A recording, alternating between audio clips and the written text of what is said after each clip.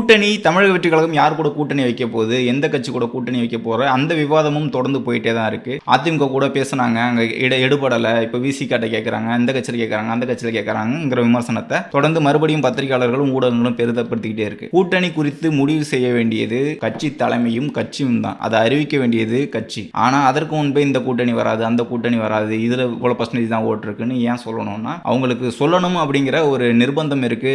நேற்று ஒருத்தர் பேசியிருக்காரு, ஒரு பத்திரிகையாளர், என்ன செய்ய போறாருன்னே சொல்லலை அப்படின்னு. செயல் திட்டங்கள்னு அறிவிச்சுட்டு தான் முதல் மாநாட்டை முழுமையாக பார்த்தீங்களான்னு தெரியல. இந்த தமிழ்நாட்டுக்கு என்னென்ன செய்ய போறோம் அப்படிங்கிற செயல் திட்டத்தையும் கொள்கை கோட்பாடுகளை எல்லாத்தையும் அறிவிச்ச பிறகு தான் இந்த கட்சி பயணிக்குது. தமிழக வெற்றி கழக தலைவர் விஜய் அவர்கள் பேசின சில பகுதிகளை மட்டும் பார்த்துட்டு கட்சியினர் பேசினதெல்லாம் பார்க்காம செயல் திட்டமே இல்லை, என்ன செய்ய போறீங்கன்னு சொல்லுங்க, இந்த திமுக வீழ்த்துவதும் பாஜக வீழ்த்துவதும் மட்டும்தான் உங்க கொள்கையா, உங்களோட திட்டமா அப்படின்னு கேட்கிறாங்க. தமிழக வெற்றி கழகத்துக்கான செயல் திட்டங்கள் அறிவிக்கப்பட்டிருக்கு, அதை பாருங்க. எல்லாத்துக்கும் விமர்சனம் பண்ணணுங்கிறதுனால எல்லாத்துக்கும் விமர்சனம் பண்ணிட்டு இருக்காங்க. அதே மாதிரி சகாயம் ஐஏஎஸ் அவர்கள் தமிழக வெற்றி கழகத்துக்கு வராங்களா, காளியம்மாள் தமிழக வெற்றி கழகத்துக்கு வராங்களா, மற்ற கட்சியினர் கட்சிக்குள்ள வர முடியல அப்படிங்கிற விமர்சனம். கட்சிக்குள்ள வந்தாலும் திட்டுறீங்க, கட்சிக்குள்ள வரலனாலும் திட்டுறீங்க, கட்சி விட்டு வெளியில போனாலும் திட்டுறீங்க, வேற வாய்ப்பே கிடையாது, ஏதாவது திட்டிக்கிட்டே இருக்கணுங்கிறதுனால தான் தமிழக வெற்றி கழகத்தை திட்டிக்கிட்டே இருக்கீங்க. இதில் குறிப்பிட்டு இன்னொரு விஷயம் சொல்றேன். இப்போ நேற்றிலிருந்து ஊடகங்களில் பேசப்படுற செய்தி அருண்ராஜ் ஐஆர்எஸ் அவர்கள் தமிழக வெற்றி கழகத்தில் இணைய போறாரு. அவருக்கு இணை துணை பொதுச்செயலாளர் பதவி கொடுக்க போறதாக ஊடகங்களே வெளியிட்டது. அவரு